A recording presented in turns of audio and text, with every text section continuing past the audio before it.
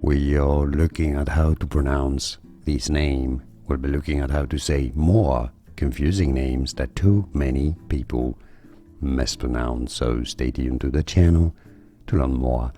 So how do you go about pronouncing this curious name? Well, just like the word air. So if you break it down, it's like air, air, air. Okay, so essentially the E there doesn't do anything. It's pretty much, you can consider it silent. Air is how you say it. Air. A lot of people are wondering how to pronounce it after Kylie Jenner's revealed the name of her baby boy, Aire. And now you know. Like this video if you found it useful. Appreciate the support. More videos for you here to learn more correct pronunciation. See you there. Thanks for watching.